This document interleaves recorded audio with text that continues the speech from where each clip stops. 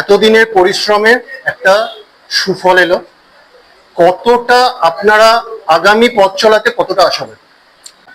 আমরা যারা এত বছর ধরে ভারতীয় জনতা পার্টি বা বিজেপি করে আসছে, একটা আদর্শ নিয়ে করে আসছি, তো মানুষ আমাদেরকে এই 2026 সালে দুহাত উজাড় করে আশীর্বাদ করেছে। এর জন্য আমরা সত্যি আপ্লুত, এবং মানুষের যে আশীর্বাদ পেয়ে আমরা নিজেদেরকে সত্যি ধন্য মনে করছি যে মানুষের কাছে আমরা আশীর্বাদ পাওয়ার যোগ্য হয়েছি।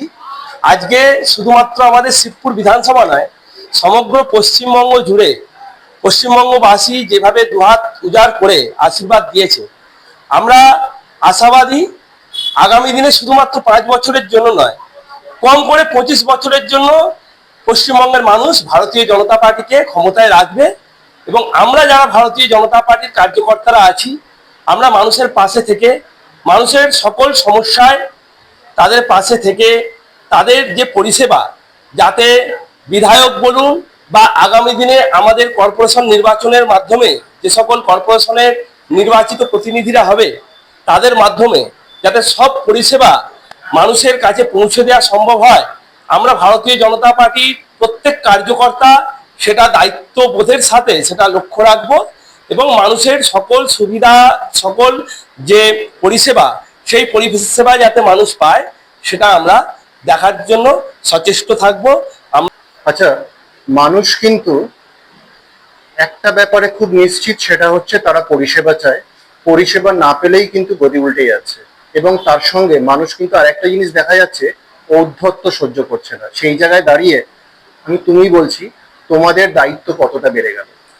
হ্যাঁ, প্রথম কথা বলি, যারা আমরা ভারতীয় জনতা পার্টি করি, আমাদের কোনো কার্যকর্তার মধ্যে ঔদ্ধত্য নেই, কিন্তু গত 4 তারিখের বিকেলের পর অনেক বিজেপি দেখা যাচ্ছে যারা হঠাৎ করে গেরুয়া আবির মেখে আর বিজেপির ঝান্ডা নিয়ে জয় শ্রীরাম বলে নিজেদেরকে অনেক বড় বিজেপি কর্মী বলে পরিচয় দিচ্ছে।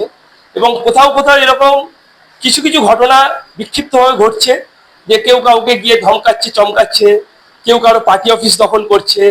কিন্তু আমরা এগুলোকে কোনোভাবেই দলীয়ভাবে আমরা এগুলো প্রশ্রয় দেব না। আমার কাছে যে কটা খবর এসেছে আমরা পৌঁছে গেছি সেখানে, সেই কার্যকর্তার হাতে আমি চাবি তুলে দিয়ে এসেছি। এবং আমরা বারবার বলছি, ভারতীয় জনতা পার্টির কোনো কার্যকর্তাই আমরা কখনো এই ধরনের কাজকে প্রশ্রয় দেব না। আমাদের ঊর্ধ্ব নেতৃত্ব থেকে শুরু করে আমাদের প্রত্যেকটা গ্রাসরুটের যে কার্যকর্তা, আমরা সর্বদাই চাইবো এলাকায় শান্তি বজায় থাকুক। মানুষ হিসেবে আমরা মানুষের পাশে থাকবো, মানুষের বিপদে, মানুষের সবকিছুতে সহযোগিতায় আমরা সর্বদা পাশে আছি। বিজয় মিছিল কিভাবে করা হচ্ছে? বিজয় মিছিল বিভিন্ন জায়গায়, এলাকায় এলাকায় ছোট ছোট করে প্রত্যেকেই যে যার জায়গায় করছে। তো আগামীকাল আমাদের মন্ডলের পক্ষ থেকে একটা আমরা বিজয় মিছিল রামরায়াতলা শঙ্কর মঠ থেকে বিকাল 5টায় শুরু করছি, যেটা শেষ হবে আমাদের এই কামারডাঙ্গায় যে পার্টি অফিস মন্ডল কার্যালয়, এই কার্যালয়ের কাছে এসে শেষ হবে। সেখানে রুদ্র কি থাকবে?